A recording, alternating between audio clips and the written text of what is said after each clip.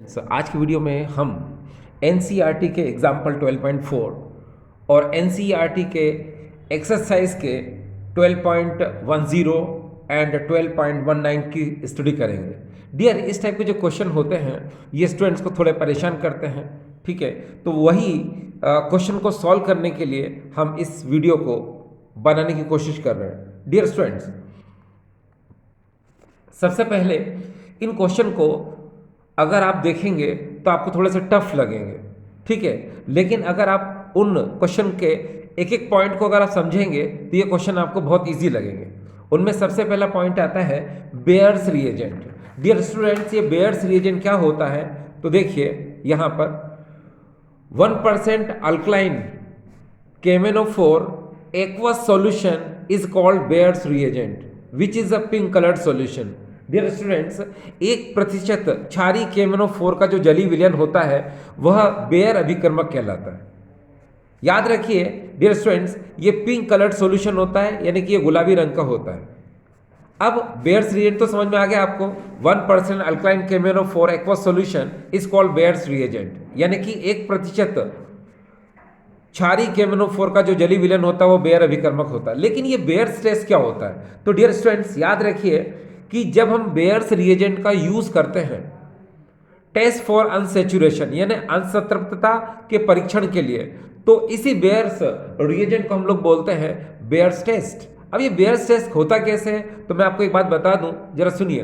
क्या होता है कि एल्किन में जो डबल बॉन्ड प्रेजेंट होता है उसको पता लगाने के लिए हम बेयर्स टेस्ट का यूज करते हैं। बेयर्स टेस्ट में क्या होता है कि आपको पता है कि बेयर्स रिएजेंट में पिंक कलर्ड सॉल्यूशन होता है, ठीक है। और जब ये एल्किन से रिएक्शन करेगा तो ये ग्लाइकोल बना लेगा।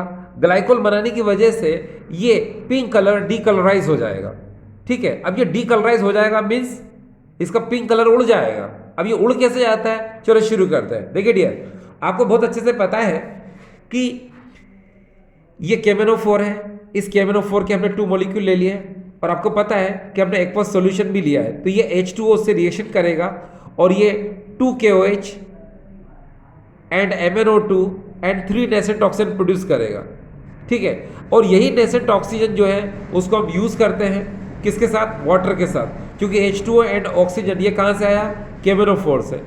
तो यहाँ का जो डबल बॉन्ड है एल्किन का, ये ब्रेक हो जाएगा कि एक पाई बॉन्ड जब ब्रेक होता है तो 2 नए सिग्मा बॉन्ड का फॉर्मेशन होता है, जिसकी वजह से अगर आप ध्यान से देखें यहाँ पर H कितने हैं? 2 और ऑक्सीजन कितने हैं? 2। तो यहाँ देखिए इसको हम कैसे लिख सकते हैं? OH and OH। जब ये बीच का एक बॉन्ड ब्रेक होगा तो एक OH यहाँ, एक OH यहाँ लिंक हो जाएगा, तो क्या बन जाएगा डियर? ये ग्लाइकोल बन जाएगा। अब डियर एक बात आती है दिमाग में कि इसका पिंक कलर डिसअपीयर क्यों हो जाता है? तो मैंने कहा ना कि डबल बॉन्ड अगर है, ठीक है, और वो डबल बॉन्ड अगर सिंगल बॉन्ड में कन्वर्ट हो रहा है तो उसका पिंक कलर डिसअपीयर हो जाता है। क्यों डिसअपीयर हो जाता है?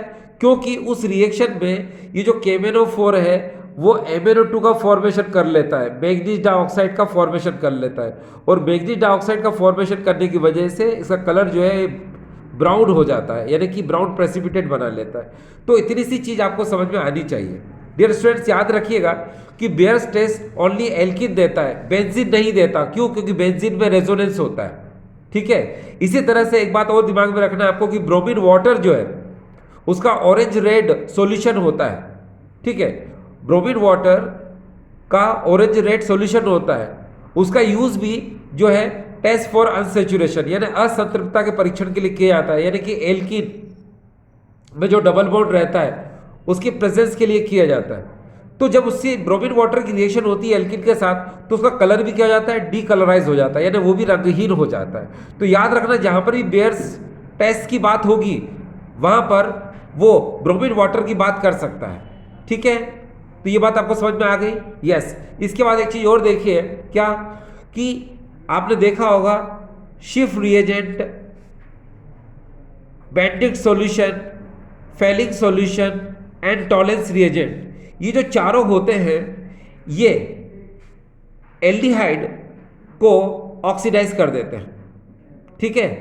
ये आपको पता है, ये चारों के चारों जो होते हैं ये माइल्ड ऑक्सीडाइजिंग एजेंट होते हैं, दुर्बल ऑक्सीकारक होते हैं, ठीक है। तो ये एल्डिहाइड को तो क्या कर देते हैं, ऑक्सीडाइज कर देते हैं, मगर ये कीटोन को रिएक्ट नहीं करते हैं या कीटोन को ये ऑक्सीडाइज नहीं कर पाते हैं। और यही वजह है क्या कि ये shift reagent, bending solution, falling solution and tolerance reagent ये एल्डिहाइड के साथ डिफरेंट कलर देते हैं, मगर कीटोन के साथ ये कोई भी कलराइज नहीं देते, कोई भी कलर नहीं देते, कोई रिएक्शन उनके साथ नहीं करते। तो ये भी बात आपको समझ में आ रही होगी, ठीक है। तो डियर स्टूडेंट्स, इसके जस्ट बाद अब अगर आप कोई भी क्वेश्चन करते हैं तो आपको वो क्वेश्चन समझ में काफ़ी हद तक आ जाएगा, ठीक है। चलिए शुरुआत करते हैं। डियर स्टूडेंट्स, इस समय हम जो क्वेश्चन ले रहे हैं वो क्वेश्चन है हमारे पास 12.10 NCERT का एक्सरसाइज का क्वेश्चन है ये। और ये क्वेश्चन कुछ इस तरह से देखिए, an organic compound with the molecular formula C9H10O forms 2,4-DNP derivatives, reduce tollens reagent and undergo Cannizzaro reaction. On vigorous oxidation, it gives 1,2-benzene dicarboxylic acid. Identify the compound. Dear students, इस type के जो question होते हैं उनको मैंने आपसे कह रहा हूं कि उन क्वेश्चन को पहले पढ़ते रहना चाहिए। पढ़ने से हमको क्लू मिलता है, और जब क्लू मिलता है तो वो क्वेश्चन हमारे लिए थोड़ा इजी हो जाता है, ठीक है। ये क्वेश्चन कभी भी डायरेक्ट नहीं किए जाते। जैसे अगर हम इस क्वेश्चन को देखें तो ये क्वेश्चन में क्या क्या चीजें देखिए। सबसे पहले, an organic compound with the molecular formula C9H10O, ये एक कार्बनिक यौगिक है जिसका अणु सूत्र C9H10O है, और जो 2,4-DNP डेरिवेटिव, जो क्या करता है 2,4-DNP डेरिवेटिव का फॉर्म करता है, ठीक है। तो ये बात आपको पता होगी कि ये चीज तो एल्डिहाइड भी करता है, कीटोन भी करता है, ठीक है। वो एलिफेटिक भी हो सकता है, एरोमेटिक भी हो सकता है। तो यहां से चार चीजें अभी भी साथ में चलाना पड़ रही है आपको, ध्यान दीजिएगा। वो एलिफेटिक हो सकता है, एरोमेटिक हो सकता है, एल्डिहाइड हो सकता है, कीटोन हो सकता है। फिर अब आगे चलते हैं, रिड्यूसेस टॉलरेंस रिएजेंट। तो आपको पता है ये टॉलरेंस रिएजेंट को रिड्यूस कर देता है ना।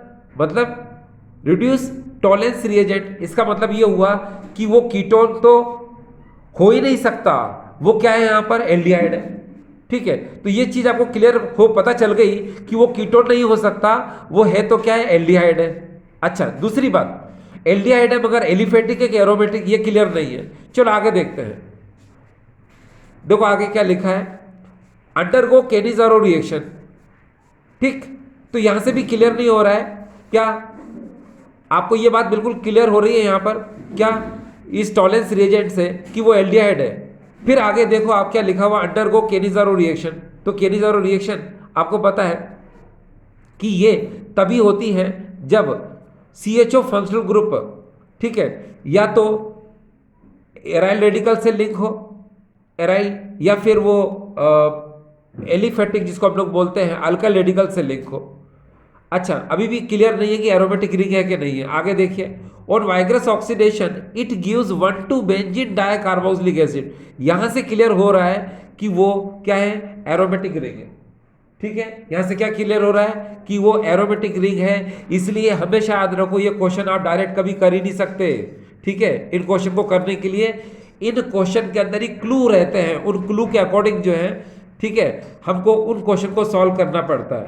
अब देखिए यहां से मुझे एक हिंट मिल रही है कि एरोमेटिक रिंग है, ठीक है। तो मैं क्या करूंगा, आप जरा ध्यान से देखना प्लीज। ये देखिए मैंने एक एरोमेटिक रिंग बना ली इस तरह से। आपको पता है एरोमेटिक रिंग में C6H6, ठीक है, 6 कार्बन होते हैं और 6 हाइड्रोजन होते हैं। मगर अब इसमें आपको जरा ध्यान से, तो क्या लिखा है 1,2-बेंजीन डाइकार्बोक्सिलिक एसिड। इसका मतलब अगर मैं 1 यहां लेता हूं, सपोज यहां ले लिया मैंने और यहां पर ले लिया, तो यहां से 2 हाइड्रोजन रिड्यूस हो जाएंगे, तो ये C6H4 हो जाएगा। अब आप क्या करोगे, अब आप यहां पर एक CHO को लिंक करो, क्योंकि आपको पता है कि वो एल्डिहाइड है और वो बेंजीन के न्यूक्लियस से डायरेक्ट लिंक है। ये आपको आइडेंटिफाई यहां से पता चला इस रिएक्शन से, ठीक है। अब आप क्या करेंगे, आपके पास कितने अभी भी कार्बन कम है, क्योंकि आपको कितने करना है, 9 करना है। अभी तक कितने हो चुके डियर, देखिए यहां पर अगर आप ध्यान से देखें 6 and 1 7, अभी भी 2 चाहिए। Then what will you do, आप क्या करेंगे, आप यहां पर CH2 and CH3 इस तरह से लिंक कर देंगे। ये देखिए डियर, तो यानी कि ये जो कंपाउंड आपको नजर आया ये C9H10O है, जो कि हमको क्वेश्चन में दिया हुआ है। तो मैं यहां लिख देता हूं, ये देखिए MF, इसका मतलब होता है मोलिकुलर फार्मूला, और यहाँ पर क्या है डियर, C9H10O, ये इसका मोलिकुलर फार्मूला है। ठीक है, अब आगे चलते जाइए, जैसे क्वेश्चन बोलते जाता है। देखो इस क्वेश्चन में उसने क्या कहा, इस क्वेश्चन में उसने हमसे कहा, इधर देखिए जरा ध्यान से, यहां पर 2,4-DNP डेरिवेटिव बनाएगा। तो भाई 2,4-DNP डेरिवेटिव बनाएगा, तो ये 2,4-DNP डेरिवेटिव कैसे बनाएगा, तो मैं आपको बताता हूं कि आपको 2,4-DNP के बारे में नॉलेज होना चाहिए। देखिए किस तरह से आप क्या करोगे, सबसे पहले यहां ध्यान से देखना है, मैं इसको ऐसे लिख रहा हूं NH2, this is the NH, और फिर मैं यहां पर इस तरह से 2 नंबर पर और 4 नंबर पर NO2 लिख देता हूं, इस तरह से, ये देखिए मैंने लिख दिया। तो ये क्या हो गया, इसका नाम है 2,4-DNP। ठीक है, इसकी फुल कंप्लीट नेमिंग बता देता हूं मैं आपको, 2,4-डाइनाइट्रो फिनाइल हाइड्रोजीन, ये इसका कंप्लीट नेमिंग हो गया। और आपको बहुत अच्छे से पता है कि जब एल्डिहाइड और कीटोन में से कोई भी डेरिवेट, कोई भी कंपाउंड अगर इस 2,4-DNP से रिएक्शन करता है तो हमेशा क्या निकलता है, वाटर मॉलिक्यूल एलिमिनेट होता है। तो आप यहां से वाटर मॉलिक्यूल को एलिमिनेट कर दीजिए, ये देखिए कर दिया। अब जब वाटर मॉलिक्यूल एलिमिनेट हो जाएगा तो वो 2,4-DNP डेरिवेटिव का फॉर्मेशन कर लेगा। ठीक है, तो इसको हम लोग बोलते हैं एडिशन रिएक्शन ऑफ 2,4-DNP। तो आप यहां पर एरो मार दो इस तरह से, और यहां से वाटर मॉलिक्यूल एलिमिनेट कर दो, तो यहां पर H2 लिख दो इस तरह से, एंड फाइनली कंपाउंड को आप यहां पर लिख दो बिल्कुल सिंपली इसी तरह से। ये देखिए मैं यहां लिख देता हूं यहां पर इस तरह से, और यहां पर बचेगा CH। उसके बाद आपको पता है वैलेंसी पूरी करने के लिए double bond N and here NH, और फिर यहां पर आप इस बेंजीन रिंग को इस तरह से बना दीजिए ऐसे, यहां पर NO2 and here also NO2। Clear. अब यहां पर एक चीज और रह गई है यहां पर कि आपको CH2 CH3, आप चाहे तो डियर C2H5 लिख सकते हो, ये आप पर डिपेंड करता है। ये लो मैंने इसको CH2 CH3 लिख दिया। अब यहां पर जो हमने बनाया इसको हम लोग बोलते हैं 2,4-DNP, और यहां लिखा जाएगा डियर डेरिवेटिव, लेकिन यहां डेरिवेटिव नहीं लिखा जाएगा क्योंकि ये 2,4-DNP तो ये खुद था, मगर यहां क्या बोलेंगे इसको हम 2,4-DNP डेरिवेटिव। ये देखो डेरिवेटिव, ये डेरिवेटिव हो गया। ठीक है, चलिए डियर एक चीज तो यहां से क्लियर हो गई कि हमने बना लिया। अब ये क्वेश्चन डियर स्टूडेंट्स हमको क्वेश्चन को पढ़ पढ़ कर ही करना पड़ेगा। उसने क्या बोला, रिड्यूसेस टॉलेंस रिएजेंट। अब आपको पता है कि कीटोन अगर होता तो वो टॉलेंस रिएजेंट के लिए यूज नहीं होता है।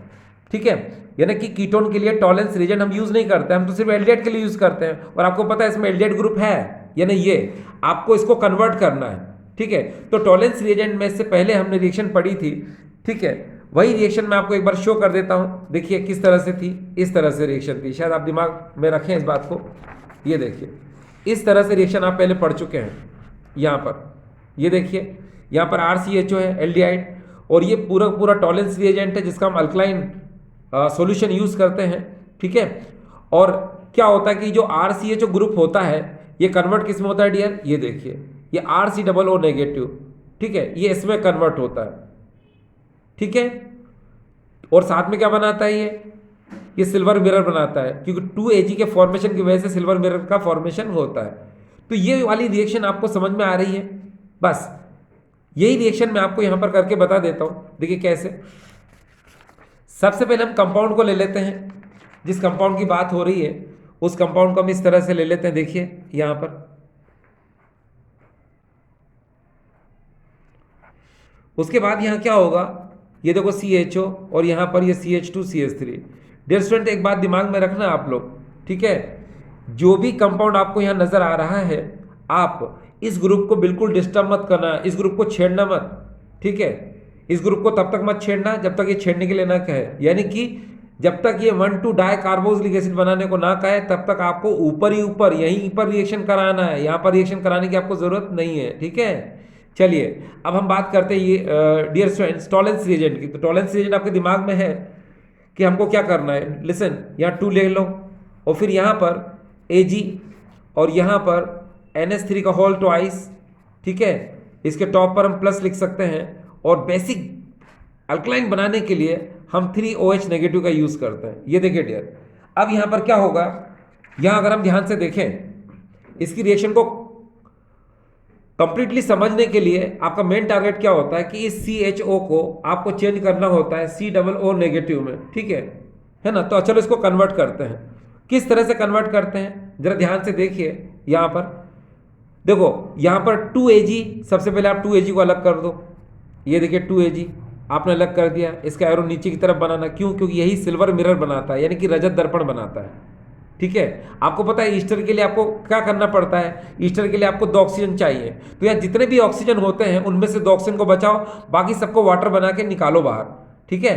तो यहाँ ऑक्सीजन कितने डियर, देखिए 3 एंड दैट इज 1। यहाँ पर हमारे पास 4 ऑक्सीजन है, जिसमें से 2 को बचा लो आप, और 2 H2O वाटर बनाकर आप बाहर निकाल दो। तो देखो 3 हाइड्रोजन यहाँ पर है, 1 हाइड्रोजन यहाँ से ले लो आप, ठीक है। तो 2 H2O को बना के बाहर कर दो, ये आपने बाहर कर दिया, ठीक है। अब याद रखना 1 और 3, 4 ऑक्सीजन में से 2 जा चुके हैं। अब हमारे पास 2 ऑक्सीजन बचे, जिनको मैं यहाँ लिख देता हूँ। ये देखिए मैंने यहाँ लिख दिया, ठीक है। हाइड्रोजन हमारे पूरे यूज में हो चुके हैं, 3 and 1 4 टोटली हमने यूज कर लिया यहाँ पर हाइड्रोजन को, ठीक है।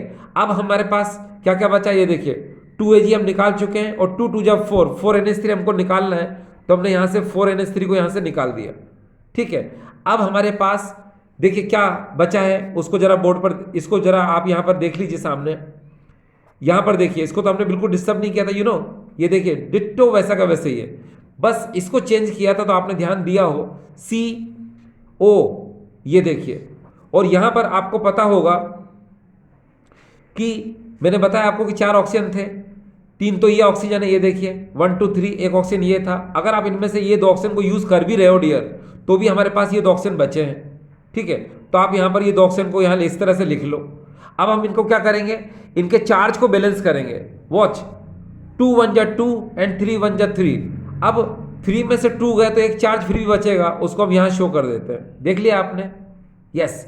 तो इस तरह से हमारे कंपाउंड का फॉर्मेशन हो गया। ये आपको पता है, ये कार्बोक्सिलेट कंपाउंड का फॉर्मेशन हो चुका है, जिसको मैं यहाँ लिख देता हूँ। ये देखिए, ये है कार्बोक्सिलेट आयन, ये कार्बोक्सिलेट आयन का आपने फॉर्मेशन कर लिया है, ठीक है। तो आपने देखा, आपका ये पॉइंट भी अब क्लियर हो चुका है। क्या है, अगर हम आगे देखें, इसमें लिखा हुआ है अंडरगो केनिजारो रिएक्शन। तो डियर, केनिजारो रिएक्शन में आपको पता है कि देखिए कि जब हम केनिजारो रिएक्शन की बात करते हैं, तो उसमें ऐसे एलिफेटिक और एरोमेटिक एल्डिहाइड लेते हैं जिसमें अल्फा हाइड्रोजन नहीं होते हैं, ठीक है। तो यहां पर भी अगर आप ध्यान से देखें कि ये जो भी हमारे पास कंपाउंड है, ठीक है, उसमें अगर आप इसी को देख लें आप यहाँ पर, तो ये CHO ग्रुप जो है डायरेक्ट इस बेंजीन के कार्बन से जुड़ा हुआ है यहाँ पर, और इसीलिए यहाँ पर अल्फा हाइड्रोजन नहीं है। इसका मतलब ये केनिजारो रिएक्शन दे सकता है, ठीक डियर। तो ये आपको बिल्कुल क्लियर हो चुका है, ठीक है। अब हम आगे चलें, इसने क्या लिखा है, आगे लिखा है on vigorous oxidation it gives 1,2 benzene dicarboxylic acid, identify the compound. तो चलो, इसने हमको यही हिंट दे दी थी पहले, जिससे हमने पता चला था कि ये एरोमेटिक है, और इसीलिए हमने इसका मॉलिक्यूलर फॉर्मूला डियर ये बनाया था। तो बस अब देखिए हम आगे क्या कर सकते हैं। इसके आगे की अगर हम बात करें तो चलिए, ये देखिए आपको थोड़ा ठीक लगेगा। यहाँ पर हम फिर से इसके स्ट्रक्चर को बना लें। ये देखिए CHO, और यहाँ पर ये CH2CH3, ऐसे कर लिया हमने। अब हम इसका ऑक्सीडेशन कर देते हैं। यहाँ पर प्रेजेंस आप जिसकी चाहो उसकी प्रेजेंस ले सकते हो। आप चाहो तो यहाँ पर बेसिक KMnO4 भी ले सकते हो, है ना, या फिर आप चाहें तो यहाँ पर क्रोमिक एसिड भी ले सकते हो। तो हम क्रोमिक एसिड ले लेते हैं, K2Cr2O7 प्लस H2SO4, और वो भी कौन सा है डियर, डाइल्यूट। अब एक काम करो, यहाँ पर ये जो CHO है ये कार्बोक्सिलिक एसिड में कन्वर्ट हो जाएगा, ये CH2CH3 ग्रुप है, ये भी कार्बोक्सिलिक एसिड में कन्वर्ट हो जाएगा, ठीक है। तो चलो इसको कन्वर्ट हम करके दिखाते हैं किस तरह कन्वर्ट होगा। तो सुनो, क्योंकि ये जो हिंट है हमको आंसर में मिल गई थी, क्या, कि ये COOH और COOH, क्योंकि उसने क्वेश्चन के अंदर ही हमें बता दिया था 1,2 बेंजीन डाइकार्बोक्सिलिक एसिड। डियर यही है वो, क्या, 1 1 2 देखो 1 2 बेंजीन डाइकार्बोक्सिलिक एसिड, ठीक है, यानी कि यहां पर भी COOH होना चाहिए, यहां पर भी COOH होना चाहिए। तो चलो एक काम करते हैं, ये जो CHO है इसको COOH में कन्वर्ट करने के लिए क्या चाहिए, एक ऑक्सीजन चाहिए। तो चलो एक ऑक्सीजन अपन इसको दे देते हैं, ठीक है, यहाँ ऑक्सीजन बैलेंस करेंगे थोड़ी देर में। और यहाँ पर जो CH2 CH3 है इसको थोड़ी देर के लिए अपन कैसे कर सकते हैं, CH और H और CH3 ऐसे कर सकते हैं, ठीक है। तो यहाँ पर क्या होता है कि जो CH है इसको भी अपन 2 ऑक्सीजन दे देते हैं, ये देखिए ये 2 ऑक्सीजन दे दिए, तो ये भी COOH में क्या हो जाएगा, कन्वर्ट हो जाएगा, ठीक है, ये हो गया कन्वर्ट। अब यहाँ पर क्या क्या बचा डियर, वो देख लीजिए। यहाँ पर H बचे हैं 4 और एक कार्बन बचा है। तो 4H को कैसे लिख सकते हो डियर, आप लिख सकते हो 2H2 और एक कार्बन को आप ऐसे लिख दो, क्योंकि एक कार्बन क्या बनाएगा डियर, CO2 बनाएगा, जिसमें 2 ऑक्सीजन यूज में आ गए। और 2H2O ये भी 2H2 बनाएगा, ये देखिए, तो इसमें भी 2 ऑक्सीजन क्या हो गए, यूज में आ गए। यहाँ पर भी 2 ऑक्सीजन यूज में आ रहे हैं, यहाँ पर भी 2 ऑक्सीजन यूज में आ रहे हैं। तो टोटल ऑक्सीजन कितने हो गए, जरा काउंट करिए, 2 2 2 कितने, 6 और 1 7, यहाँ पर 7, ठीक है। आप एक बार फिर से इसको अपन देख लें कि यहाँ कितने ऑक्सीजन यूज में आ रहा है। देखिए हमने यहाँ क्या निकाला, एक CO2 निकाला, हमने यहाँ पर क्या निकाला, 2H2 निकाला, देखना ये 2H2 हो गया यहाँ पर। अब यहाँ के ऑक्सीजन काउंट कर लो, बस बैलेंस कर दो, देखो 2O2 4, 4O2 6, 6O2 8, यहाँ पर 8 ऑक्सीजन है। और यहाँ पर डियर ऑलरेडी 1 है, इसका मतलब यहाँ कितने ऑक्सीजन आना चाहिए, 7 आना चाहिए। ये हमने डियर यहाँ पर 7 ऑक्सीजन हमने कर दिया, ठीक डियर स्टूडेंट्स। तो देखो आपको ये क्वेश्चन पूरी तरह से समझ में आ चुका है, ठीक डियर। चलिए स्टूडेंट्स, आज की वीडियो में हम NCERT के एग्जाम्पल 12.4 की स्टडी करेंगे। डियर स्टूडेंट्स, कभी कभी ऐसा होता है कि मैक्सिमम स्टूडेंट्स को प्रॉब्लम होती है इस टाइप के क्वेश्चन को सॉल्व करने में, लेकिन डियर स्टूडेंट्स आप थोड़ा वेट करें, मैं आपको बहुत इजी तरीके से इस क्वेश्चन को सॉल्व करना सिखाऊंगा। लेकिन इस क्वेश्चन को सॉल्व करने से पहले डियर स्टूडेंट्स आपको वो क्वेश्चन पूरा रीड करना ज़रूरी है, क्योंकि रीड करने से आपको क्लू मिलेंगे, है ना, और उसके बाद ये क्वेश्चन आपको बहुत ईजी लगने लग जाएंगे। चलिए शुरुआत करते हैं। डियर स्टूडेंट देखिए, an organic compound A with molecular formula C8H8O forms an orange red precipitate with 2,4-DNP reagent and gives yellow precipitate on heating with iodine in the presence of sodium hydroxide. It neither reduces Tollens or Falix reagent nor does it decolorize bromine water or Bayer's reagent.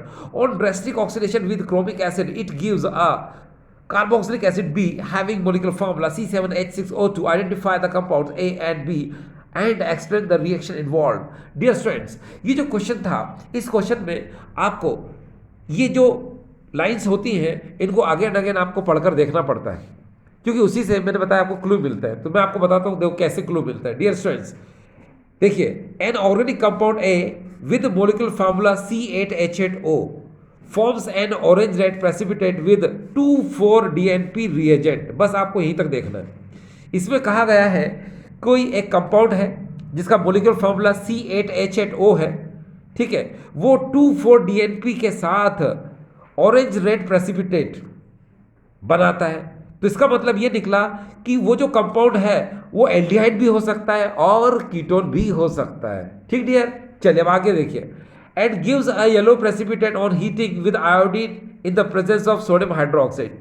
Dear student याद रखना ये line बहुत important है। देखिए, gives yellow precipitate on heating with iodine in the presence of sodium hydroxide, इसका मतलब होता है ये आयोडोफॉर्म टेस्ट की बात कर रहा है। और आपको पता है एल्डिहाइड हो चाहे कीटोन हो, वो दोनों ही आयोडोफॉर्म टेस्ट देते हैं, ठीक है। तो ये बात अभी तक दोनों पोजीशन से यही क्लियर हुआ क्या कि एल्डिहाइड कीटोन है। यहां से भी आयोडोफॉर्म टेस्ट अगर दे रहा है तो इसका मतलब वो क्या कि एल्डिहाइड कीटोन है। अब आगे देखिए, it neither reduces Tollens or Falix reagent nor does it decolorize bromine water or Bayer's reagent। देखिए डियर, इसने क्या बोला, it neither reduces Tollens or Falix।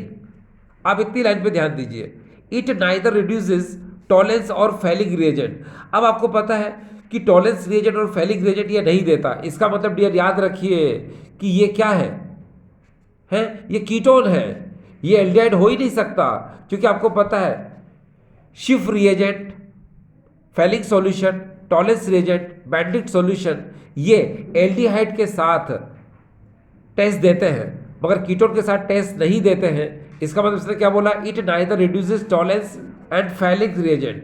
तो यहां से क्लियर हो गया कि ये है कौन, ये कीटोन है, ठीक है, ये एल्डिहाइड नहीं है। अब आगे देखिए, आगे क्या बोला है, nor does it decolourise bromine water और बेयर्स रिएजेंट। याद रखना ये लाइन बहुत इंपॉर्टेंट, देखिए, इट डीकलराइज ब्रोमीन वाटर और बेयर्स रिएजेंट। ये बेयर्स रिएजेंट आपको पता है डियर स्टूडेंट्स, 1% अल्कलाइन केमेनोफोर सॉल्यूशन, 1% क्षारीय केमेनोफोर का जो विलयन होता है वो बेयर्स रिएजेंट होता है ना, बेयर अभिकर्मक होता है। और ये जो बेयर्स रिएजेंट है डियर स्टूडेंट्स, याद रखिए, ये जो एलिफेटिक एल्कीन होता है उसको टेस्ट देता है। आपको पता है एलिफेटिक जो एल्कीन होता है, ठीक है, उसको ये ग्लाइकोल में कन्वर्ट करता है। यानी कि ये जो बेयर्स रिएजेंट का कलर जो पिंक होता है वो एल्कीन से रिएक्ट करने के बाद डिसअपीयर हो जाता है ना, गायब हो जाता है, जो इस बात को बताता है कि हाँ जो कंपाउंड है उसमें डबल बॉन्ड प्रेजेंट है, यानी कि कंपाउंड जो है अनसैचुरेटेड है। लेकिन कौन सा डियर, एलिफेटिक। लेकिन आप यहां देखिए क्या बोल रहा है, ये बोल रहा है, देखिए बेयर्स, यहां से देखिए, माफ करना, यहां से देखिए, नोर इट डीकलराइज ब्रोमीन वाटर और बेयर्स रिएजेंट, ठीक है। इसका मतलब क्या निकला कि ये एलिफेटिक नहीं है, ये क्या है डियर, एरोमेटिक कंपाउंड है। अब आपको दो चीजें बिल्कुल क्लियर हो गई कि ये कीटोन है और दूसरा ये क्या है डियर, एरोमेटिक है, ठीक है। अब आगे चलते हैं हम, आगे अब हमको जरूरत नहीं है, आगे हम बाद में भी क्लियर कर सकते हैं, क्योंकि जो क्लू मिलना था हमें मिल चुका है, ठीक है। अब क्लू मिलने के बाद आपको क्या करना है, ये देखिए मोलिकुलर फॉर्मूला क्या है, C8H8O है। तो अब हम यहां पर इसको सॉल्व कर सकते हैं डियर। देखिए यहां पर मैं आपको सॉल्व करके दिखाता हूं ये क्वेश्चन किस तरह से सॉल्व होगा। देखिए यहां पर सबसे पहले हम लिखेंगे, ये देखिए, ये है यहां पर मोलिकुलर फार्मूला, ये देखिए, ये मोलिकुलर फार्मूला यानी कि इसका अणु सूत्र जो है वो है C8H8O। और मैंने आपसे क्या कहा, मैंने आपसे कहा आपको एरोमेटिक बनाना है, और एरोमेटिक में भी क्या बनाना है डियर, कीटोन बनाना है। तो देखिए जरा ध्यान से, ये मैंने बेंजीन रिंग ले ली इस तरह से, ठीक है। और बेंजीन रिंग लेने के बाद आपको पता है इसमें कितने कार्बन है, 6 है। अभी मेरे को 2 कार्बन और करना है, तो मैंने क्या किया डियर, देखिए 1 कार्बन यहां कर दिया, इसके बाद मैंने 1 कार्बन और कर दिया। अब कार्बन कितने डियर हो गए, 8 हो गए, ठीक है। आपने क्वेश्चन में देखा होगा कि वो आइडोफॉर्म टेस्ट देता है। तो आइडोफॉर्म टेस्ट कौन से कंपाउंड देते हैं, जिसमें COCH3 होना चाहिए। इसका मतलब यहां पर क्या आएगा डियर, CO, और लास्ट में क्या आएगा डियर, CH3। क्योंकि COCH3 जब तक नहीं होगा, यानी CH3CO नहीं होगा, वो आइडोफॉर्म टेस्ट नहीं देगा। और आपको पता है उसने बोला था कि आइडोफॉर्म टेस्ट देता है ये, ठीक है, ये आइडोफॉर्म टेस्ट देता है। इसका मतलब क्या है, वो ये कंपाउंड है। अब इसका मोलिकुलर फॉर्मूला आपको पता है क्या, C8H8O। देखिए C8H, पहले आपको पता है इसका, देखो C6H5 था, तो H5 और 3 8 हो गए, ऑक्सीजन 1। ये देखिए इस तरह से बिल्कुल क्लियर हो चुका है कि ये वो कंपाउंड है, ठीक है, जिसका मोलिकुलर फॉर्मूला C8H8O है। और ये इसको हमने बोला ये A है, ये क्या डियर, A। अब देखिए उसने क्या बोला कि इसको हम रिएक्ट कराएंगे 2,4-DNP के साथ, है ना। चलो इसको रिएक्ट कराते हैं 2,4-DNP के साथ। तो इसको कैसे लिख सकते हैं, देखिए यहां पर आप इस तरह से लिख लीजिए, इसको C डबल बॉन्ड O ऊपर CH3 कर दीजिए। ये देखिए आपको पता है ये कौन है, अरे भाई ये एसीटोफिनोल है, तो यहां लिख दो ये है एसीटोफिनोल। ये देखिए ये एसीटोफिनोल।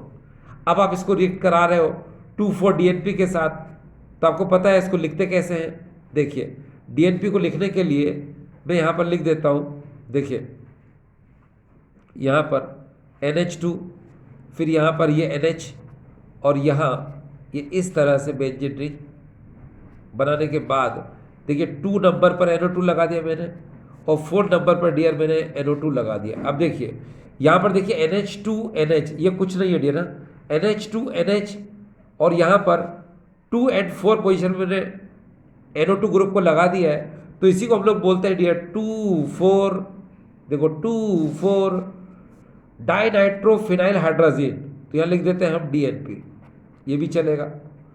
हो गया। ये देखिए अब आपको क्या है, आपको पता है कि जब भी आप 2,4-DNP से रिएक्शन कराओगे एल्डिहाइड और कीटोन, फिलहाल तो यहाँ कीटोन है, तो यहाँ से वाटर मॉलिक्यूल बाहर निकाल दो। देखो यहाँ से H2 ये, और यहाँ से O, ये आपने H2 क्या किया, बाहर कर दिया। ये देखिए बाहर कर दिया आपने, अब बाहर कर दो, ठीक है। उसके बाद ये देखिए, अब मैं यहाँ लिख रहा हूँ डियर है, ये देखिए मैं यहाँ लिख देता हूँ इसको, ये जो कंपाउंड बना इस तरह से, ऊपर मैंने CH3 लिख दिया, ठीक है। और यहाँ पर ऑक्सीजन गया है तो यहाँ डबल बॉन्ड आ जाएगा, और यहाँ पर N, और फिर वापस से पूरा का पूरा ऐसा कैसे, ये देखिए NH, और फिर बेंजीन रिंग बना दीजिए इस तरह से। ये 2 पर NO2 और ये 4 पर NO2, ये लगा दिया आपने। आपने डियर देखा ये जो कंपाउंड बना था, है ना, इसके बारे में उन्होंने पहले ही कहा था कि ये ऑरेंज रेड डेरिवेटिव है, ठीक है। तो आप लिख सकते हो ये क्या, 2,4, है ना, DNP डेरिवेटिव, ये DNP, यहाँ तक तो DNP आएगा, मगर ये क्या डेरिवेटिव कहा जाएगा, DNP डेरिवेटिव। ये देखिए डेरिवेटिव, ये हो जाएगा डेरिवेटिव, तो यहाँ पर हो जाएगा डेरिवेटिव, ये देखिए ये आपने यहाँ पर डेरिवेटिव कह दिया इसको, ठीक है। 2,4-DNP डेरिवेटिव, ये हो गया डेरिवेटिव। अब देखिए यहाँ पर वो निकला क्या था, वाटर, ये आपने वाटर लिख दिया। अब आपको यहाँ तक तो कोई प्रॉब्लम नहीं आ रही होगी, यहाँ तक तो समझ में आपको आ गया। अब स्टूडेंट देखिए उन्होंने कहा था कि ये आयोडीन और NaOH के साथ ये आयोडोफॉर्म टेस्ट देता है, तो आपको शो करना पड़ेगा। यस, तो एक काम करो, फिर से इसको लेकर आओ, किसको, इस एसिटोफिनोन को, और फिर उसको हम आयोडोफॉर्म टेस्ट करते हैं उसमें। तो चलिए लाते हैं इसको, देखिए यहाँ देखिएगा, इजी है, समझ में आ जाएगा आपको। ये देखिए मैंने बेंजीन रिंग बनाई है आपके लिए इस तरह से, और ऊपर लिख दिया मैंने COCH3। और याद रखिएगा जब भी आप इसकी रिएक्शन कराते हो तो आपको यहाँ पर 3I2 एंड 4NaOH से रिएक्शन कराना है। ये देखिए यहाँ पर आपने 3I2 ले लिया, और यहाँ पर आपने ये 4NaOH ले लिया। ये देख क्यों को ऐसा कर रहे हैं भैया, हमें आयोडोफॉर्म टेस्ट करना है ना, इसलिए आपको एक चीज़ पता होगी कि जितने यहाँ पर आयोडीन है उसको आप 2 पार्ट में डिवाइड करो, कैसे, 3I एंड 3I, कर लिया। और ये बात ध्यान रखना कि CO के पास जो CH3 होता है वही क्लोरोफॉर्म का फॉर्मेशन करता है। CO के पास जो CH3 होता है वही क्लोरोफॉर्म का फॉर्मेशन करता है, इसीलिए आप इस CH3 को खोल, CH और H2 में से खोल दो, खोल दिया, धीरे से यहाँ से आप है ना ये आयोडोफॉर्म बना दो। ये बना दिया आपने। ये देखिए डियर, ये CHI3 आपको पता है येलो प्रेसिपिटेट, ये पीले रंग का अवक्षेप होता है। ये देखो येलो PPT, ये प्रेसिपिटेट आपने बना दिया। इसके बाद आपको पता है डियर जितने I होते हैं उतने ही Na के साथ ये बाहर निकलता है। तो आप एक काम करो, 4Na को खोलो। कैसे खोलोगे, 3Na में और Na में, धीरे से यहाँ से 3NaI बाहर कर दो। आपने देखो यहाँ से ये 3NaI यहाँ से इसको भी बाहर कर दिया, ठीक है। आपको पता जो एक Na बचा ये हमेशा क्या बनाएगा, ईस्टर। यस, एक बात और भी है डियर स्टूडेंट्स, याद रखना जो ईस्टर बनता है उसमें एक कार्बन क्या हो जाता है, कम हो जाता है। क्यों हो जाता है कम, क्योंकि ये जो CH3 है इसमें से CH क्लोरोफॉर्म बना लेता है, बस इसलिए कार्बन कम हो जाता है ईस्टर में। अच्छा दूसरी बात, यहाँ पर एक बात ध्यान रखना, ईस्टर में आपको पता है कितने ऑक्सीजन होते हैं, 2, तो बस वो 2 ऑक्सीजन बचाओ, बाकी सबको वाटर बना के निकालो। तो एक काम करो, कितने ऑक्सीजन हमारे पास, देखो डियर 4 तो ये है और एक ये है, तो हमारे पास 5 ऑक्सीजन है, तो 5 में से 2 ऑक्सीजन बचा लो। कितने, 3 जो ऑक्सीजन है उनको वाटर बना के निकाल दो। तो देखो हम यहाँ पर लिखेंगे 3H2 हमने वाटर बनाकर क्या कर दिया, निकाल दिया। ये देखिए दिया 3H2 मैंने वाटर बनाकर निकाल दिया, ठीक है। अब देखो हाइड्रोजन कितने यूज हो चुके हैं, 6। देखिए 4 यहाँ से और 2 ये पूरे यूज हो गए। अब हमारे पास क्या बचा, ये बेंजीन रिंग बची है, CO बचा है, ठीक है, देख रहे हो आप ये CO। उसके बाद भाई 4 ऑक्सीजन थे इधर और एक इधर 5 थे, तो 5 में से 3 गए, कितने ऑक्सीजन बचे, 2, एक तो इधर से बचा डियर और एक यहाँ से बचा है। भाई 5 थे ना, 4 और 1 5 में से 3 गए, कितने बचे, 2। तो बस ये देखिए यहाँ पर मेन कंपाउंड में यहाँ लिख देता हूँ। ये देखिए यहाँ पर आप बोर्ड इधर जरा देखते जाएं आप, ये देखिए आप यहाँ पर करेंगे CO, दो ऑक्सीजन थे, एक तो ये और एक यहाँ बच गया था वो और साथ में ये है, ये देखिए। ठीक है, ये कंपाउंड बन चुका है। इस कंपाउंड का नाम आप बोल सकते हो सोडियम बेंजोएट। ये देखिए, ये सोडियम बेंजोएट बन चुका है यहाँ पर, सोडियम बेंजोएट। ये देखिए, ठीक है। अब उस क्वेश्चन को जहाँ तक हमने पढ़ा था वहाँ तक तो सॉल्व कर लिया। अब जरा आगे देखिए, उसको सॉल्व करते हैं। आगे क्या बोलते हैं वो? आगे बोलते हैं on drastic oxidation with chromic acid it gives a carboxylic acid B, यानी कि वो कार्बोक्सिलिक एसिड बी को बनाता है। ठीक है, हैविंग मोलिकुलर फार्मूला C7H6O2, जिसका मोलिकुलर फार्मूला क्या होना चाहिए? C7H6O2 होना चाहिए। चलो देखते हैं बिंदास। देखिए, आपको डरने की जरूरत नहीं है, बहुत इजी क्वेश्चन है। ये देखिए, अब जो भी हमने एसिटोफिनोन ए लिया था उसका ड्रेस्टिक ऑक्सीडेशन करेंगे। Listen to B. यहाँ पर आपको पता है इसका जो है ऑक्सीडेशन इजीली नहीं हो पाता क्योंकि कीटोन है। तो देखिए यहाँ पर क्या करेंगे, बहुत ध्यान से देखिएगा, इजी है। ये देखो, यहाँ पर आप ऐसे कर दो, ये हो गया एसिटोफिनोन। ठीक है, या लिख दीजिए एसिटोफिनोन। अब आपको करना क्या है ये मैं बता दूं आपको बहुत अच्छे से कि आप यहाँ पर ऑक्सीडेशन तो कराओगे मगर प्रेजेंस किसकी लोगे? क्रोमिक एसिड की। क्रोमिक एसिड क्या होता है आपको पता तो है भाई, K2Cr2O7 भाई प्लस यहाँ पर मैं लिख देता हूँ, ये देखिए H2SO4, वो भी कौन सा डियर? डाइल्यूट। तो इसको हम लोग क्या बोलते हैं? इसको हम लोग बोलते हैं क्रोमिक एसिड। इसकी प्रेजेंस में ऑक्सीडेशन कराएंगे हम, तो क्या होगा वो देखिए क्या होगा। आपको पता है इस ऑक्सीजन को तो बाद में बैलेंस करेंगे, उससे पहले आप सुनो। आपको पता होना चाहिए कि जितना भी यहाँ पर कार्बन होता है, ठीक है, एसिटोफिनोन में, उसमें से एक कार्बन क्या हो जाता है? कम हो जाता है, और वो क्या करता है? कार्बोक्सिलिक एसिड का फॉर्मेशन करता है। इसका मतलब क्या निकला कि इस CO के साथ जो ये CH3 है, ये वाला, ये क्या करेगा? आपको पता है एक कार्बन है तो ये CO2 बनाएगा। ठीक है, और H कितने? इसके अंदर 3 है, 3 में से H2 और H कर लो, तो ये H2 क्या करेगा? ऑक्सीजन के साथ H2O बनाएगा, तो आपने H2 बना दिया। ठीक है, अब यहाँ क्या बचा? C बचा है, O बचा है और H बचा है। इसका मतलब एक ऑक्सीजन इसको भी चाहिए, चलो इसको भी दे दो। तो यहाँ पर क्या हो जाएगा? ये देखिए COOH, यानी क्या है ये? Benzoic acid. तो यहाँ पर लिख देते हैं अपन लोग बेंजोइक एसिड। अब कार्बन, अब ऑक्सीजन को बैलेंस करो। देखो 2O2 4 and 5। डियर देखिए, एक तो पहले से उसमें है, इसका मतलब यहाँ क्या आएगा? 4। देखा आपने, कर लिया बैलेंस। ठीक है, अब डियर ये देखिए जो बेंजोइक एसिड बना, इसका फार्मूला क्या हो सकता है? कार्बन 6 and 1 7, तो ये C7। H कितने डियर आपको पता है? 5 और 1 6, ये देखिए 6।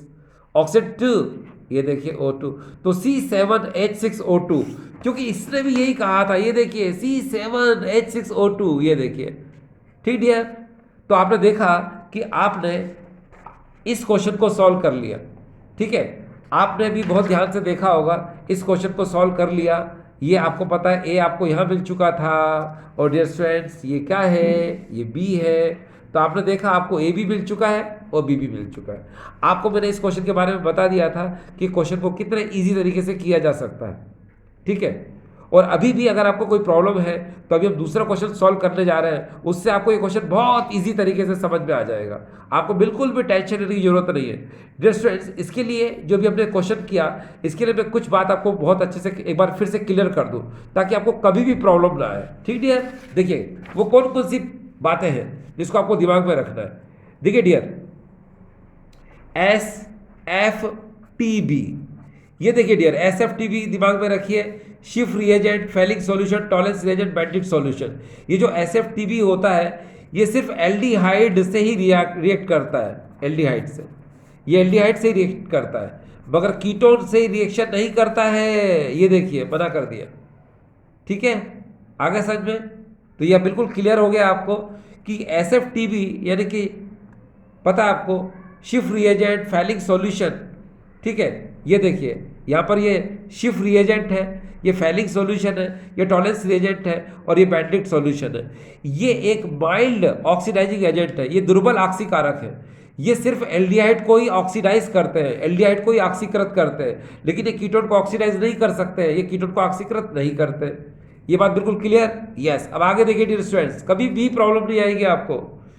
ये याद रखना आप, ऐसे एल्डिहाइड, ऐसे कीटोन जिसमें CH3CO ग्रुप हो, ये देखिए CH3 के बाद तुरंत CO होना चाहिए। देखिए कैसे, अगर मान लो मेरे पास यहाँ कार्बन कितने हैं, मेरे पास मान लो 5 कार्बन, और यहाँ पर मान लो CH3 है और यहाँ पर भी CH3 है, ठीक है, और डबल बॉन्ड मैंने यहाँ लगा दिया, यानी कि ऑक्सीजन के साथ डबल बॉन्ड लगा दिया मैंने, तो कीटो ग्रुप मैंने यहाँ कर दिया। तो याद रखना ये आयोडोफॉर्म टेस्ट नहीं देगा। क्यों नहीं देगा? क्योंकि उसका रीजन है, क्योंकि यहाँ CH3 के बाद CO ग्रुप आना चाहिए, जो कि इसमें नहीं आ रहा है, इसलिए आयोडोफॉर्म टेस्ट नहीं देगा। आयोडोफॉर्म टेस्ट देने के लिए क्या करना पड़ेगा? आयोडोफॉर्म टेस्ट देने के लिए आपको ये सिचुएशन होनी चाहिए, देखिए C C C और यहाँ पर CH3, ना डबल बॉन्ड कहाँ आना चाहिए? यहाँ आना चाहिए, ठीक है, या फिर डबल बॉन्ड ऑक्सीजन कहाँ आना चाहिए? यहाँ, या फिर डबल बॉन्ड ऑक्सीजन यहाँ आना चाहिए, बीच में आने से कोई मतलब ही नहीं है, ठीक है। यानी आप समझ गए, चलो बैलेंस कर लो इसको, यानी ये आयोडोफॉर्म टेस्ट देगा, मगर ये आयोडोफॉर्म टेस्ट नहीं देगा। तो दो चीज़ क्लियर हो गई। तीसरी बात डियर स्टूडेंट्स, आपको मैं ये कह रहा था, एरोमेटिक रिंग का आइडेंटिफाई करने के लिए आपको एक काम करना पड़ेगा, क्या कि देखिए जो बेयर्स रिएजेंट होता है, बेयर अभिकर्मक होता है, वो एलिफेटिक, एल्किन और एल्काइन, यानी कि आप समझ गए कि ऐसे कंपाउंड जिनमें डबल बॉन्ड और ट्रिपल बॉन्ड हो, जैसे हम एथीन और एथाइन की बात करते हैं, तो ये एलिफेटिक कंपाउंड है। तो ये एलिफेटिक कंपाउंड को ये जो अल्काइल KMnO4 है ये रिएक्ट कर लेता है उसके साथ, ठीक है, और KMnO4 का जो पिंक कलर है वो डिकलराइज हो जाता है, यानी कि कलरलेस हो जाता है। लेकिन अगर एरोमेटिक रिंग होगी, ठीक है, तो एरोमेटिक रिंग के साथ ये जो बेयर्स रिएजेंट है ये रिएक्ट नहीं करेगा, ठीक है। तो अपन को पता चल जाएगा क्या कि ये एरोमेटिक रिंग है, ठीक है। ये तो समझ में आ रही बात है आपको? यस। तो बस ये आइडेंटिफिकेशन का कुछ तरीके हैं जिससे आपको पता इस क्वेश्चन के बारे में चलता है। चलिए डियर स्टूडेंट्स, अब हम जो क्वेश्चन आपने पढ़ा इससे भी टफ क्वेश्चन हम पढ़ने जा रहे हैं, और देखिए वो क्वेश्चन है इस तरह से, ये देखिए इस क्वेश्चन के बारे में भी आपको थोड़ा सा है ना समझने की ज़रूरत है। जब इस क्वेश्चन को आप समझ जाएंगे तो आपको ये बहुत इजी लगने लगेगा। देखिए इस क्वेश्चन को हम लोग समझते हैं पहले, ठीक है। देखिए ये क्वेश्चन क्या है पहले समझते हैं। An organic compound contains 69.77% carbon, 11.63% hydrogen and rest oxygen. The molecular mass of the compound is 86. It does not reduce Tollens reagent but forms an addition compound with sodium hydrogen sulfite and gives positive iodoform test. On vigorous oxidation it gives ethanoic acid and propanoic acid. Write the possible structure of the compound. Dear students, इस type के question को अगर आप ध्यान से देख रहे हो तो इस क्वेश्चन में आपको कोई कंपाउंड दिया ही नहीं है। आपको उस कंपाउंड में जो कंटेंट्स होते हैं जैसे कार्बन है, हाइड्रोजन है, ऑक्सीजन है, उनके परसेंटेज यहाँ पर दिए हुए हैं। तो सबसे पहले आपको क्या करना पड़ेगा, इस क्वेश्चन को ध्यान में रखकर इंपेरिकल फार्मूला निकालना पड़ेगा, यानी कि गुणानुपाती सूत्र निकालना पड़ेगा। इंपेरिकल फार्मूला के बाद फिर आपको मोलिकुलर फार्मूला निकालना पड़ेगा, यानी अणु सूत्र निकालना पड़ेगा, ठीक है डियर, समझ रहे हो। उसके बाद फिर आप इस प्रोसेस को आगे कर सकते हो, ठीक है। आपने 11th क्लास में फर्स्ट चैप्टर पढ़ा था determination, empirical formula and molecular formula, ठीक है। तो उससे आपको क्या करना पड़ेगा कि सबसे पहले हम इंपेरिकल फार्मूला निकालेंगे और फिर मोलिकुलर फार्मूला निकालेंगे, फिर उस क्वेश्चन को आगे की तरफ हम क्या करेंगे डियर, इसको सॉल्व करते हैं। तो चलिए इस क्वेश्चन को बहुत इजी तरीके से सॉल्व करेंगे। कैसे? ऐसे ऐसे इस क्वेश्चन में हम को जो गिवन है वो 69.77% कार्बन गिवन है, ठीक है, और 11.63% क्या हाइड्रोजन है एंड रेस्ट इज ऑक्सीजन। तो डियर स्टूडेंट्स याद रखिएगा क्या कि अगर हमको ऑक्सीजन का परसेंट निकालना होता है तो हम क्या करते हैं कि कार्बन और हाइड्रोजन के जो परसेंटेज हैं इनका हम सम करते हैं और 100 में से सब्ट्रैक्ट कर देते हैं, 100 में से घटा देते हैं, तो उससे क्या होता है, हमको ऑक्सीजन का परसेंटेज मिल जाता है, ठीक है। तो चलिए शुरू करते हैं। देखिए इस क्वेश्चन को शुरू कर लेते हैं पहले, क्योंकि हमको इंपेरिकल फार्मूला निकालना है, मोलिकुलर फार्मूला निकालना है। चलिए देखिए कैसे, वॉच। यहाँ देखिए, सबसे पहले हम देख रहे हैं यहाँ पर, ये देखिए dear students, percentage of carbon, ये देखिए सुंदर से परसेंटेज है यहाँ पर, ये है 69.77, यस। फिर परसेंटेज ऑफ, अगर हम देखें यहाँ पर हाइड्रोजन के, तो ये है 11.63, ये देखिए। इसके बाद हमको ऑक्सीजन का परसेंट निकालना है, तो हम क्या करेंगे, पहले इन दोनों का सम कर लो, ठीक है। चलो देखो सम करते हैं, 69.77 और यहाँ पर 11.63, इसका अगर हम सम करेंगे तो आएगा 81.4, ये आ गया। अब इस 81.4 को हम 100 में से सब्ट्रैक्ट कर देते हैं, तो क्या लिखेंगे यहाँ पर देखिए, percentage of oxygen equal to 100 minus 81.4। अगर हम ऐसा करते हैं तो हमको यहाँ पर मिल जाएगा 18.6। तो ये जो 18.6 है, ये परसेंटेज किसके हो गए डियर, ऑक्सीजन के। अब हमारे पास देखिए कार्बन का भी परसेंट मिल चुका हमको, हाइड्रोजन का भी है हमारे पास, और ऑक्सीजन का भी है हमारे पास, ठीक है। अब हम क्या निकालेंगे, इंपेरिकल फार्मूला। इंपेरिकल फार्मूला निकालने के लिए आपको पता क्या करना पड़ता है, देखिए सबसे पहले आपको पता है कि जो भी परसेंट यहाँ पर हमको गिवन है, उन परसेंटेज को प्लीज आप लिख लो। देखो कैसे लिखते हैं मैं बता रहा हूँ, यहाँ पर पहले परसेंटेज लिख लो, कार्बन का, हाइड्रोजन का और ऑक्सीजन का। तो कार्बन का परसेंट कितना है डियर, देखिए 69.77, क्योंकि यहाँ पर हम लिखेंगे क्या, इसका एटॉमिक मास, ठीक है।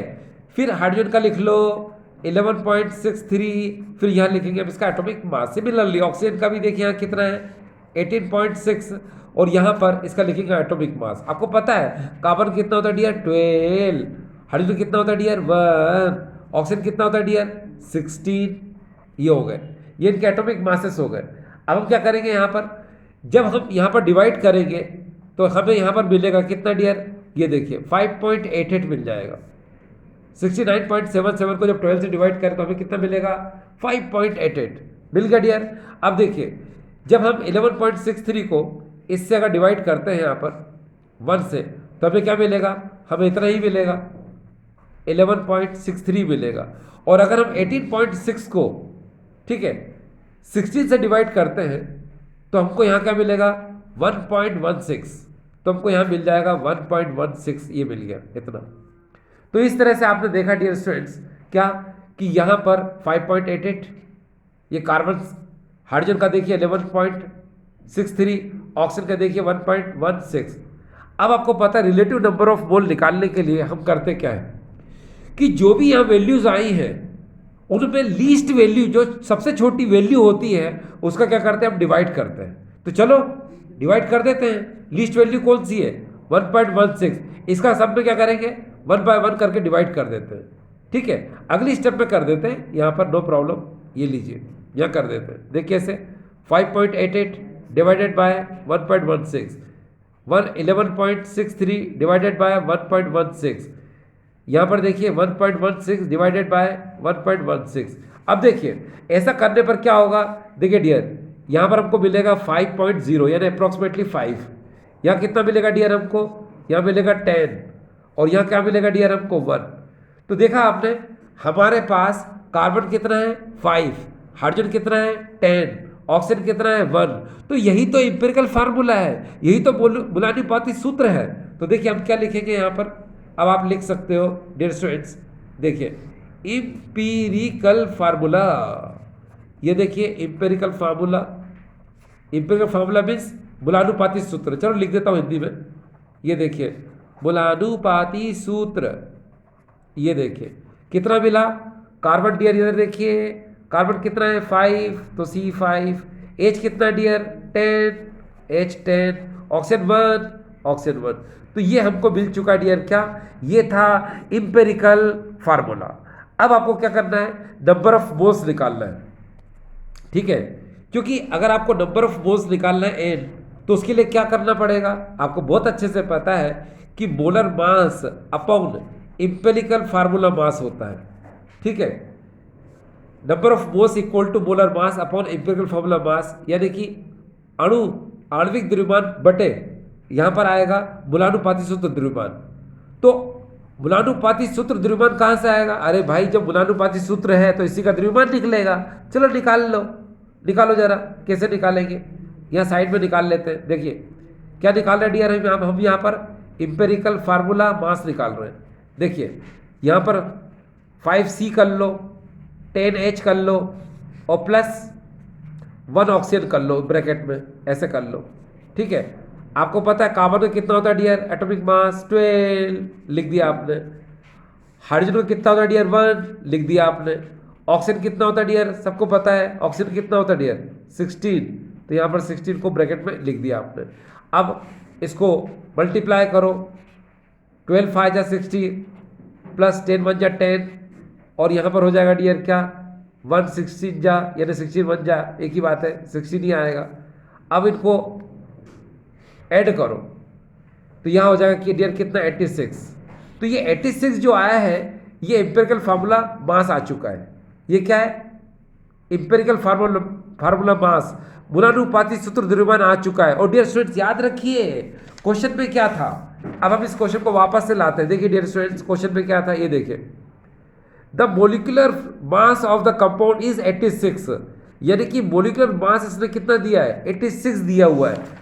ठीक है, यानी कि मोलिकुलर मास 86 दे रखा है और एम्पिरिकल फार्मूला मास भी हमारा 86 आ चुका है। तो डियर एक काम करो, ये देखो n इक्वल टू क्या होगा, 86 अपॉन 86 इक्वल टू 1, यानी कि नंबर ऑफ मोल कितने आ चुके हैं, 1 आ चुका है। अब आपको क्या निकालना है, आपको याद रखना है मोलिकुलर फार्मूला निकालना है। तो मोलिकुलर फार्मूले के लिए फार्मूला क्या होता है, ये देखिए यहाँ लिख देता हूँ मैं, मोलिकुलर फार्मूला इक्वल टू, यहाँ पर आएगा इम्पेरिकल फार्मूला इंटू n, ये होता है। अब इम्पेरिकल फार्मूला क्या है, चलो इम्पेरिकल फार्मूला ये था C5H10O, या लिख दो C5H10O इंटू 1, तो यहाँ पर क्या आ जाएगा डियर, मल्टीप्लाई करने पर सेम यही आएगा, C5H10O, ये आ गया डियर। ये C5H10O ये आपका आ चुका है डियर मोलिकुलर फार्मूला, यानी कि अणुसूत्र आ चुका है। तो ये तो वो कंपाउंड है, ठीक है, जिसका फार्मूला क्या है, C5H10O है। अब हमको आगे क्वेश्चन देख देख के इसको सॉल्व करना पड़ेगा कि C5H10O है क्या। चलो अब हम फिर से इस क्वेश्चन को देखते हैं डियर स्टूडेंट्स। देखिए देखो ये क्वेश्चन हमको यहां तक आंसर बिल्कुल मिल चुका है। An organic compound contains 69.77% carbon, 11.63% hydrogen and rest is oxygen. The molecular mass of the compound is 86। देखिए हमको यहां तक हमने सॉल्व कर लिया है, ठीक है। अब आगे देखिए क्या बोल रहा है, it does not reduce Tollens reagent. अब देखो ये क्या बोल रहा है, it does not reduce Tollens reagent. ये जो कंपाउंड है ये टॉलेंस रिएजेंट को रिड्यूस नहीं करता, ये टॉलेंस अभिकर्मक को अपचयित नहीं करता। इसका मतलब ये है कौन, ये एल्डिहाइड तो हो ही नहीं सकता, ये है कौन, ये कीटोन है, कीटोन, ठीक है। फिर आगे देखिए क्या बोला उसने, but form an addition compound with sodium hydrogen sulphide. चलो ठीक है, यहां तक क्लियर है। आगे देखो, it gives positive iodoform test. और ये क्या करता है, ये आयोडोफॉर्म टेस्ट देता है। आयोडोफॉर्म टेस्ट तो कीटोन भी देता है, एल्डिहाइड भी देता है, ठीक है। और addition of compound with sodium hydrogen sulphide, ये एल्डिहाइड भी देता है, कीटोन भी देता है। लेकिन ये it does not reduce Tollens reagent, यहां से क्लियर हो चुका है कि ये एल्डिहाइड नहीं है, कौन है, ये कीटोन, ठीक है। अब आगे देखते हैं कि इसमें एरोमेटिक रिंग है क्या नहीं है। आगे देखो, on vigorous oxidation it gives ethanoic acid and propanoic acid. तो यहां से क्लियर हो गया कि एरोमेटिक रिंग नहीं आएगी।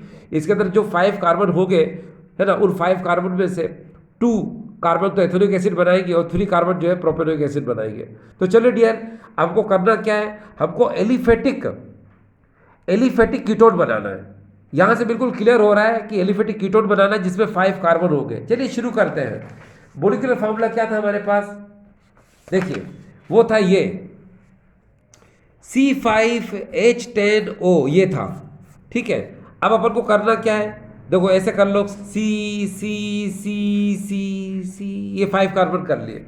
आपको एक बात याद रखने की जरूरत है क्या, कि कीटोन तो है ये, मगर ये आयोडोफॉर्म टेस्ट देता है। और मैंने आपसे कहा था कि आयोडोफॉर्म टेस्ट कौन देता है, जिसके पास CH3 के पास CO ग्रुप होना चाहिए।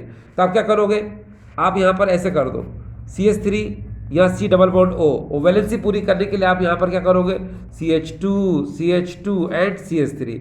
अब बेच करके देखिए क्या ये आ रहा है, carbon 5 yes, oxygen 1 yes, hydrogen 10 करके देखो 3 और 2 5, 5 और 2 7, 7 और 3 10, यानी C5H10O, यानी ये बिल्कुल सही है। ठीक है, अब ये जैसा बोलता जा रहा है वैसा करना है अपन को।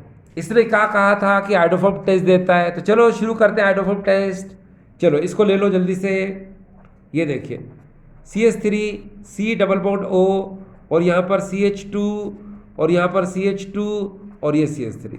इससे पहले जो क्वेश्चन हमने सॉल्व किया था उसमें भी हमने आइडोफॉर्म टेस्ट किया था, बिल्कुल सेम क्वेश्चन है, बस वो एरोमेटिक था, ये एलिफेटिक है। उसमें भी CH3CO ग्रुप था, इसमें भी CH3CO ग्रुप है। इसका मतलब क्या करेंगे हम, यहाँ पर 3I2 एंड 4NaOH लेंगे। चलो बिंदास, यहाँ पर लेंगे हम 3I2 एंड 4NaOH। देखिए ये क्वेश्चन मैं इसलिए सॉल्व कर रहा हूँ, आपके दिमाग में जो डर है वो डर खत्म होना चाहिए। कई लोग क्वेश्चन को देख के डर जाते हैं, क्वेश्चन को ड्रॉप कर देते हैं, सॉल्व ही नहीं करते। अरे भाई क्यों नहीं करते, इतने सुंदर सुंदर से क्वेश्चन है, आप थोड़ा सा दिमाग लगाओ, क्वेश्चन हो जाएंगे। हैं, ठीक है भाई, ट्राई करने से तो होता है। फिर बाबा रामदेव कहते हैं करोगे तो होगा, तो वही चीज़ याद रखिए, आप भी ये क्वेश्चन जब सॉल्व करोगे तभी तो होगा भाई। हैं, फिर तो देखिए डियर स्टूडेंट्स, यहाँ पर क्या होगा, अब जरा एक काम करते हैं, ये जो 3I2 है इसको खोलो 3I एंड 3I में। अब आपको पता है कि ये जो CO है इसके सामने जो CH3 होता है, अरे भाई यही तो आइडोफॉर्म बनाता है, तो खोल दो CH3 को। कैसे खोलते, देखो CH और H2 में धीरे से यहाँ से CHI3, ये CHI3 यहाँ से बाहर कर दो। ये देखिए डियर स्टूडेंट्स, अगर मैं पढ़ाता हूँ तो मुझे भी मज़ा आना चाहिए पढ़ाते हुए, क्योंकि आपने देखा होगा जब टीचर को खुद मज़ा आएगा पढ़ाने में तो स्टूडेंट को भी मज़ा आएगा। अब जब खुद ही टीचर बोरिंग तरीके से पढ़ाएगा तो फिर स्टूडेंट को क्या खाक मज़ा आएगा, है डियर स्टूडेंट। तो यहाँ पर बिल्कुल इसलिए मतलब कोशिश करता हूँ मैं कि हाँ मैं आपको दिल से पढ़ाऊँ, हार्ट से। चलो हम आगे बात करते हैं। ये देखिए ये CHI3 ये मैंने बता दिया आपको। अब डियर स्टूडेंट एक बात जरा समझने की कोशिश करो, क्या कि ये आपको पता है, क्या पता है कि जितने यहाँ आई होते हैं वो हमेशा Na के साथ NaI बना के बाहर भागते हैं। तो यहाँ पर जो 4Na है, खोलो इसको 3Na में और Na में, तो यहाँ से क्या होगा 3NaI आप बाहर कर दो। तो आपने क्या कर दिया ये 3NaI आपने यहाँ पर बाहर कर दिया। ठीक है, क्योंकि आपको पता है ये Na जो बचा है ये क्या बनाएगा डियर, ईस्टर बना सकता है। क्या बना सकता है डियर, ईस्टर। यस, अभी देखिए बनाएगा। अच्छा दूसरी बात, अब मैंने आपको क्या बताया कि ईस्टर बनाने में 2 ऑक्सीजन को बचाओ, बाकी सबको वाटर बना के निकालो। अरे आपके पास ऑक्सीजन है कितने, देखो 4 ये और 1 5, तो इसका मतलब 5 में से 2 बचाओ और 3H2 को बाहर निकाल दो। तो चलो भैया ये 3H2 आपने बाहर कर दिए, ये देखिए 3H2 बाहर कर दिया। अब कितना ऑक्सीजन बचे, 2 बचे डियर। तो चलो अब कैसे आपने 3H2 निकाल दिया, तो भैया देखो 4 हाइड्रोजन तो यहाँ से हैं और 2 ये, और ये पूरा पूरा ग्रुप बचा हुआ है, ये देखिए बचा के रखा है हमने। इसका मतलब ईस्टर कहाँ से बनेगा, अरे यही तो ईस्टर बनाएगा। देखिए कैसे, यहाँ से लिखो CH3 CH2 CH2 CH2 CH2 और Na, ये देखिए ये सोडियम ब्यूटेनोएट बन चुका है। क्या डियर, सोडियम ब्यूटेनोएट ये बन चुका। आपने देखा ये आइडोफॉर्म येलोइश प्रेसिपिटेट यानी कि पीले रंग का अवक्षेप बनाता है। तो ये देखिए आपने डियर क्लियर कर दिया। ठीक है, बोलो क्लियर, यस। अभी हम उस क्वेश्चन को आगे देखते हैं। आगे क्या देखते हैं, उसने कहा कि सोडियम हाइड्रोजन सल्फाइड के साथ ये क्या करता है, ये एडिशन कंपाउंड बनाता है। तो चलो इसके साथ कंपाउंड बना के देखते हैं। फिर से ले लो, यहाँ पर ये CH3 C double bond O, और यहाँ पर ये CH2 और ये CH2 और ये CH3, और यहाँ देखिए अपन को पता है सोडियम बाई सल्फाइड यानी कि सोडियम हाइड्रोजन सल्फाइड के साथ इसको रिएक्ट कराना है NaHSO3 के साथ। ये देखिए, ठीक है। तो आपको करना क्या पड़ता है, आपको पता है इसका एडिशन जो है आप बहुत अच्छे से करिएगा प्लीज़। इसमें Na पॉजिटिव होता है और HSO3 क्या होता है डियर, नेगेटिव होता है। लो मैं कर देता हूँ, Na पॉजिटिव होता है और HSO3 डियर क्या होता है, नेगेटिव होता है।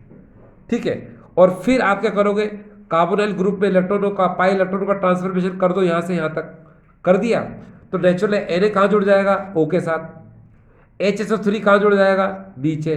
फिर हम क्या करेंगे, प्रोटॉन का ट्रांसफॉर्मेशन करेंगे। ठीक है ना। अब आपको थोड़ी देर के लिए समझा दूं मैं ऊपर कैसे, कि अगर यहाँ पर ये ऐसे अटैच हुआ है, जैसे मान लो ये O Na आपने कर दिया और नीचे क्या कर दिया डियर, आपने SO3H कर दिया सपोज।